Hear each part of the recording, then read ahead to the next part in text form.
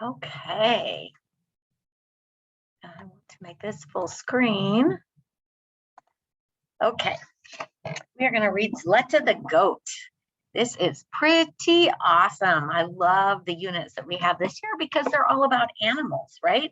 So we're going to take a look at symbolism and authors and main characters and conflicts, which are the problems they face. So we're going to take all those things that are in that quizzes game that we've been playing about plot, and we're going to start taking a look at them in this story. So I'm going to click on this, and we are going to read Zleteh the Goat. Make it big. There we go. Put me off to the side. Zleteh the Goat by Isaac Bashevis Singer, translated by the author and Elizabeth Shub. So this was originally written in another language, so it may have a different person's perspective or point of view. At Hanukkah time, the road from the village to the town is unusually covered with snow. But this year, the winter had been a mild one. Hanukkah had almost come, yet little snow had fallen. The sun shone most of the time, and the peasants complained that because of the dry weather, there would be a poor harvest of winter grain. New grass sprouted, and peasants sent their cattle out to the pasture. So this might be giving us some clues, like what is Hanukkah? And the peasants, is that in the modern day or is it set in a long time ago? For Reuven, the furrier, look down here, it was a bad year, and after long hesitation, he decided to sell Zleteh the goat. She was old and gave little milk. Fievel, the town butcher, had offered 8 gulden for her. Such a sum would buy Hanukkah candles, potatoes, and oil for pancakes, gifts for the children, and other holiday necessities for the house. Reuven told his oldest boy, Aaron, to take the goat to town. Aaron understood what taking the goat to Fievel meant, but he had to obey his father. Leah, his mother, wiped the tears from her eyes, and when she heard the news, Aaron's younger sisters, Anna and Miriam, cried loudly. So what could you infer?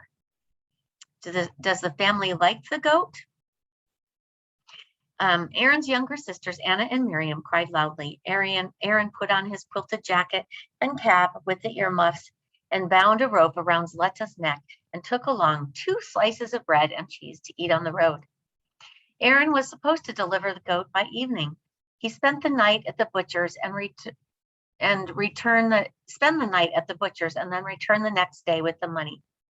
While the family said goodbye to the goat and Aaron placed the rope around her neck, Zleteh stood as patiently and good-naturedly as ever.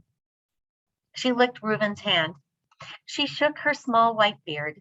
Zleteh trusted human beings. She knew that they always fed her and never did her any harm. When Aaron brought her out on the road to town, she seemed somewhat astonished. She'd never been led in that direction before. She looked back at him questioningly, as if to say, "Where are you taking me?" But after a while, she seemed to come to the conclusion that a goat shouldn't ask questions. Still, the road was different. They passed new fields, pastures, and huts with thatched roofs. Here and there, a dog barked and came running after them, but Aaron chased it away with a stick. So here the author is giving a little bit of a glimpse into the point of view of the goat. The sun was shining when Aaron left the village, and suddenly the weather changed. A dark black cloud with a bluish center appeared in the east and spread itself rapidly over the sky. A cold wind blew in with it, and crows flew low, croaking. At first, it looked as if it would rain, but instead it began to hail as in summer. It was early in the day, but it became dark as dusk. After a while, the hail turned to snow. And you see how they're using the words to change your visualization of the text? In his 12 years, Aaron had seen all kinds of weather, but he had never experienced a snow like this one. It was so dense that it shut the light out of the day. In a short time, their path was completely covered. The wind became as cold as ice, and the road to town was narrow and winding. Aaron no longer knew where he was. He could see through the snow. The cold soon penetrated his quilt jacket. At first, Zleteh didn't seem to mind the changed weather. She too was 12 years old and knew what winter meant. But when her legs sank deeper and deeper into the snow, she began to turn her head and look at Aaron in wonderment. Her mild eyes seemed to ask, "Why are we out in such a storm?" Aaron hoped that that a peasant would come along with his cart, but no one passed by. The snow grew thicker, falling to the ground in large whirling flakes. Beneath it, Aaron's boots touched the softness of the plowed field. He realized that he was no longer on the road. He had gone astray. He could no longer figure out which way was east or west. Which way was the village, the town? The wind whistled and howled and whirled the snow around in eddies. It looked as if the white imps were playing tag in the fields. A white dust rose from above the ground. Zleteh stopped. She could walk no longer. Stubbornly, she anchored her cleft hoofs into the earth and bleated as if pleading to be taken back home. Icicles hung from her white beard, and her horns were glazed with frost. Aaron did not want to admit the danger, but he knew just the same that if they did not find shelter, they would freeze to death. This was no ordinary storm. It was a mighty blizzard, and the snowfall had reached his knees. His hands were numb, and he could no longer feel his toes. He choked when he breathed, and his nose felt like wood, and he rubbed it with snow, because the snow now is warmer than the air. Zleteh's bleating began to sound like crying. What does it mean when a goat is bleating? Think about that and what it means in this paragraph. Those humans in whom she had so much confidence had dragged her into a trap. Aaron began to pray to God for himself and for the innocent animal. Suddenly, he made out a shape on a hill. He wondered what it could be. Who had piled snow into such a huge heap? He moved towards it, dragging Zleteh after him. When he came near it, he realized that it was a large haystack in which the snow had blanketed. Aaron realized immediately that they were saved. With great effort, he dug his way through the snow. He was a village boy, and he knew what to do. When he reached the hay, he hollowed out the nest for himself and the goat. No matter how cold it may be outside, in the hay, it is always warm. And the hay was food for Zleteh. The moment she smelled it, she became contented and began to eat. Outside, the snow continued to fall. It quickly covered the passageway Aaron had dug, but a boy and an animal need to breathe, and there was hardly any air in their hideout. Aaron bored a kind of window through the hay and snow and carefully kept the passage clear. Zleteh, having eaten her fill, sat down on her hind legs and seemed to have regained her confidence in man. Aaron ate his 2 slices of bread and cheese, but after the difficult journey, he was still hungry. He looked at Zleteh and noticed her udders were full. He lay down next to her, placing himself so that when he milked her, he could squirt the milk into his mouth. It was rich and sweet. Zleteh was not accustomed to being milked that way, but she did not resist. On the contrary, she seemed eager to reward Aaron for bringing her to a shelter whose very walls, floor, and ceiling were made of food. Through a window, Aaron could catch a glimpse of the chaos outside. The wind carried before it whole drifts of snow. It was completely dark, and he did not know whether night had already come or whether it was the darkness of the storm. Thank God they had that in the hay, it was not cold. The dried hay, grass, and field flowers exuded the warmth of the summer sun. Zleteh ate frequently. She nibbled from above, below, and from her left and right.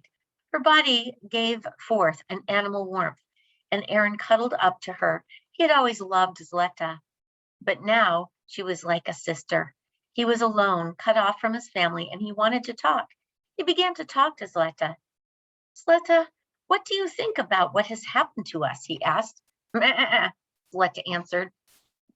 If we hadn't found this stack of hay, we would both be frozen stiff by now, Aaron said. Meh, was the goat's reply. If the snow keeps falling like this, we may have to stay here for days, Aaron exclaimed. Meh, Zleteh bleated. What does meh mean? Aaron asked. You'd better speak more clearly. Meh, meh, Zleteh tried. Well, let it be meh then, Aaron said patiently. You can't speak, but I know you understand. I need you and you need me. Isn't that right? Think about your own pets. Do you feel that way sometimes? Meh. Aaron became sleepy. He made a pillow of some hay and he leaned his head on it, and he dozed off. Zleteh too fell asleep. When Aaron opened his eyes, he didn't know whether it was morning or night. The snow had blocked up the window and he tried to clear it, but when he bored through the length of his arm, he still hadn't reached the outside. Oh my. Luckily, he had a stick with him and he was able to break through into the open air. It was still dark outside. The snow continued to fall and the wind wailed, first with one voice and then with many. Is the wind really talking? We'll talk about that in class, what that means. Sometimes it had been the sound of the devilish laughter. Zleteh too awoke, and when Aaron greeted her, she answered, meh, yes. Zleteh's language consisted of only one word, but it meant many things. Now she was saying we must accept all that God gives us: heat, cold, hunger, satisfaction, light, and darkness. Aaron had awakened hungry, and he had eaten up his food, but Zleteh had plenty of milk. For 3 days, Aaron and Zleteh stayed in the haystack. Aaron had always loved Zleteh, but in these 3 days, he loved her more and more. She fed him her milk and helped keep him warm. She comforted him with her patience. He told her many stories, and she always cocked her ears and listened. When he patted her, she licked his hand and his face, and then she said, meh, and he knew it meant, I love you too. See the picture of them? The snow fell for 3 days, and though after the first day it was not as thick and the wind quieted down, sometimes Aaron felt that there could never have been a summer, that the snow had always fallen.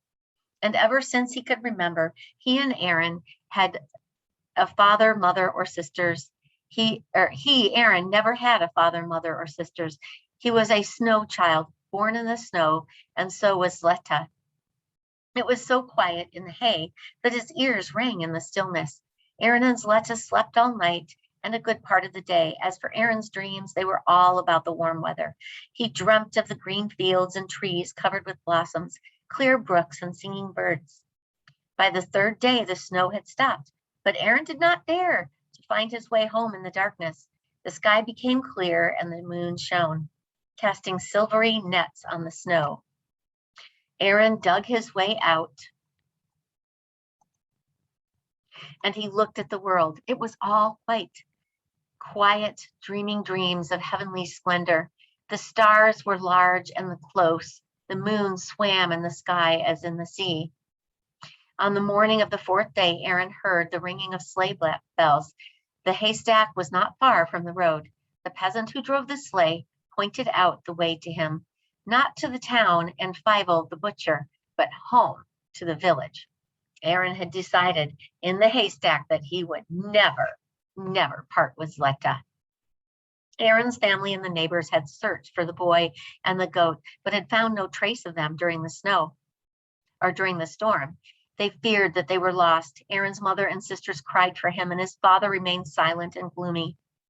Suddenly, the neighbors came running to their house and with the news that Aaron and Zleteh were coming up the road. There was a great joy in the family. Aaron told them how he had found a stack of hay and how Zleteh had fed him with her milk.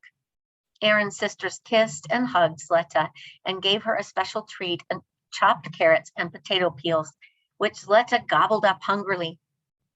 Nobody ever again thought of selling Zleteh, and now that the cold weather had finally set in, the villagers needed the services of Reuben, furrier, once more. When Hanukkah came, Aaron's mother was able to fry pancakes every evening. Zleteh got her portion too. Even though Zleteh had her own pen, she often came in the kitchen, knocking on the door with her horns to indicate that she was ready for a visit. and she was always admitted. In the evening, Aaron, Miriam, and Anna played dreidel. Zleteh sat near the stove, watching the children and the flickering of Hanukkah candles. Once in a while, Aaron would ask her, Zleteh, do you remember the 3 days we spent together? And Zleteh would scratch her neck with a horn, shake her white bearded head, and come out with a single sound which expressed all of her thoughts and all of her love. Very awesome. The end. What do you think of that story? Pretty awesome.